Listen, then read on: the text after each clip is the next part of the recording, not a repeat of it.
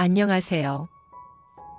저희 희망 레시피를 찾아주셔서 감사드리며 오늘은 조금 현실적인 이야기를 나눠보려 합니다. 아직도 분내가 날 것 같은데 혹여 돌부리에 걸려 넘어지진 않을까? 어디가 아픈 걸까? 모두 내 탓만 같았던 너무 소중한 우리 아이들.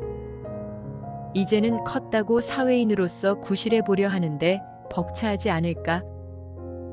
자나 깨나 자식 걱정으로 나날이 보내던 중 그런 내 품 안의 자식이 이제는 새로운 가정을 꾸리고 결혼을 하려 합니다.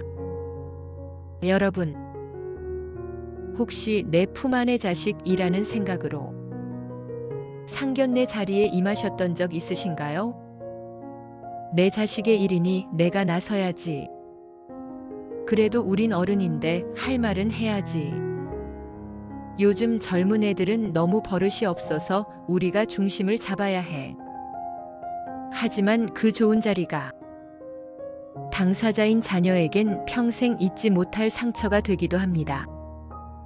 나름 잘하려고 했던 행동이 상대 부모에게는 예의 없으므로 자녀에겐 민망함으로 남을 수도 있죠.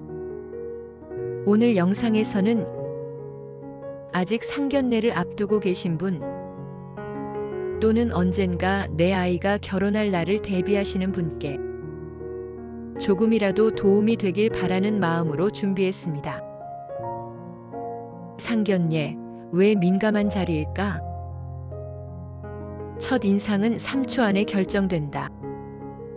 라는 말을 들어보신 적 있으신가요? 상견례는 단순한 소개가 아닙니다. 두 가족이 서로를 처음 마주하는 공식적인 만남이자 예비부부가 가정을 만들어가는 첫 관문입니다. 이 자리는 격식보다도 태도가 중요합니다. 왜냐하면 이 한 자리에서 서로의 가정 분위기, 말투, 문화, 가치관까지 모두 직접 체감이 되기 때문이죠. 요즘 젊은 세대는 부모가 과하게 나서는 모습을 구시대적이라 느끼기도 합니다. 특히 자녀 입장에선 애써 다져온 사랑이 부모님의 한마디, 한 행동으로 흔들릴까? 불안함과 부담감으로 상견례를 마주하곤 합니다. 그러니 이제는 부모 노릇 잘해야겠다보다 조용히 도와줘야겠다라는 마음으로 바뀔 시점입니다. 그럼 구체적으로 상견례 자리에서 어떤 행동들을 절대 하면 안 되는지 함께 알아보겠습니다. 그리고 사례들을 예로 들어 어떤 실수들이 오해를 부를 수 있는지도 함께 알아보겠습니다. 중년 부모가 상견례 때 절대 하면 안 되는 언행. 재산 혼수 등 금전 언급 피하기. 우리 애한테는 집 하나 해줄 생각입니다. 혼수 얼마나 준비하실 생각이세요? 결혼 비용은 어떻게 부담하나요? 의도는 좋았지만 결국엔 경제력 과시, 그리고 상대방과의 경제력 비교가 되며 상대방에겐 무례하고 자녀에겐 민망하게 들릴 수 있습니다. 결혼 비용이나 예단 혼수 등의 주제는 양가 입장 차이가 클 수 있으며 금액에 따른 부담 또한 느낄 수 있죠. 여기에 더해 자칫 잘못하면 갈등이 생길 수도 있습니다. 특히나 결혼하면 어디서 살 건지 등의 주거 관련한 금전 문제 또한 신중하게 다뤄야 하는 부분이기 때문에 양가 부모님이 개입하면 의견 차이가 많이 생기고 결국엔 부딪히게 됩니다. 신혼집 마련은 예비부부가 고민하고 결정할 문제이지요. 결혼 비용이나 외의 금전 문제는 예비부부가 먼저 구체적으로 조율한 후 상견례가 끝난 뒤 따로 논의하는 것이 좋습니다. 첫 만남에서 굳이 논의로 이어져 분위기를 어색하게 만들 필요 없습니다. 그렇기 때문에 이것저것 따지고 묻는 질문보다는 결혼 준비는 차근차근 상의하면서 진행하려 합니다. 등의 말로 흘려주는 것이 더 좋을 듯합니다. 상대 가족에 대한 평가. 이는 최악 중의 최악입니다. 내가 의도치 않았어도 애초에 첫 인상이 너무 좋으신데 좀 과묵하시네. 우리 아이는 이랬는데. 우리 집에서는 원래 이렇게 합니다. 등의 말들은 상대 가족의 성격 평가나 전통, 집안 차이를 강조하게 되는 겁니다.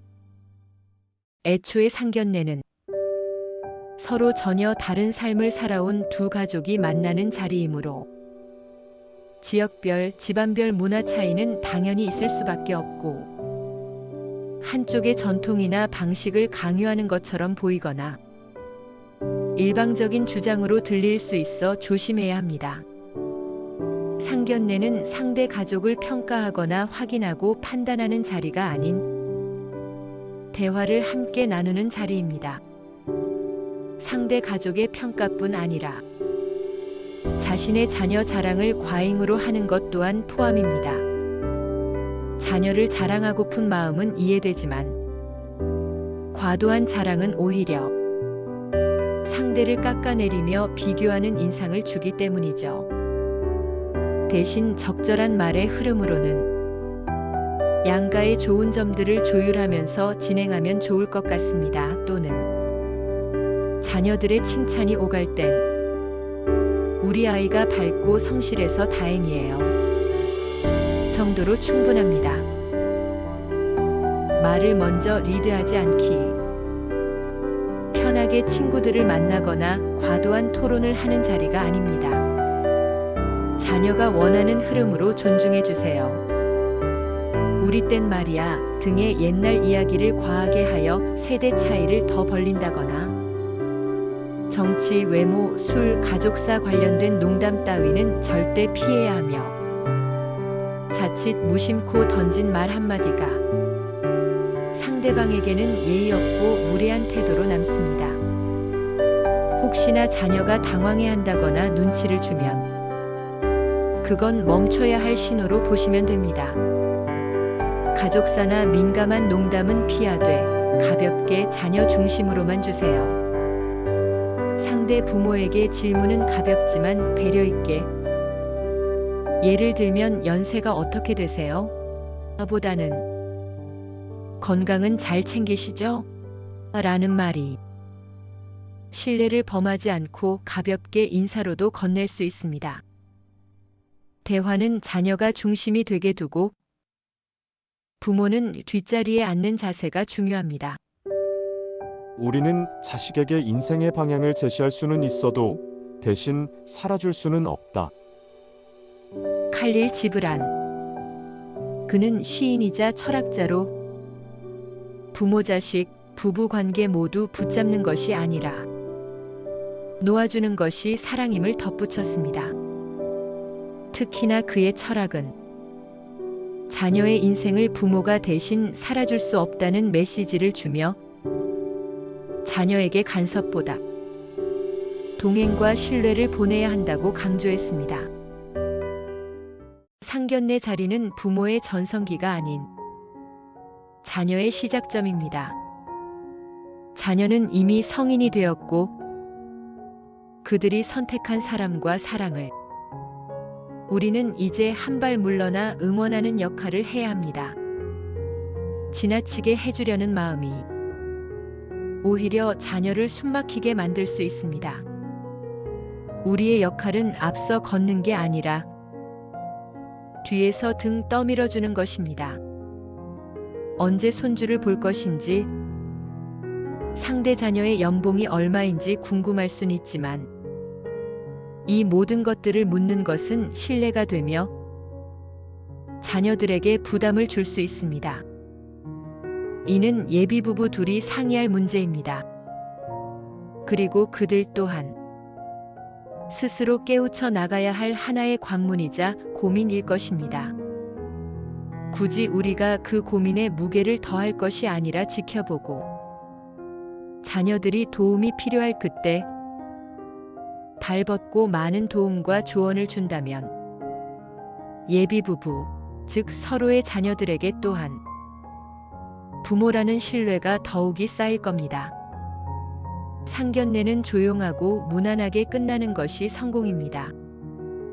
내가 말이 많은 스타일이라면 더욱 절제하세요. 마지막으로 희망님들에게 꼭 드리고 싶은 말이 있습니다. 나 때는 말이야 보다 아름다운 말은 지금 너를 응원해입니다.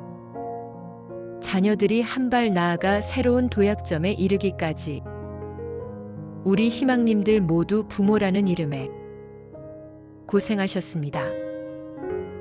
또한 오늘 이 영상을 본 여러분은 자녀의 가장 든든한 조력자가 되어 주실 것에 저희 희망 레시피가 함께합니다. 구독과 좋아요는 큰 힘이 됩니다. 댓글로 여러분의 경험도 나눠주세요. 고품격 감성 힐링 채널 희망 레시피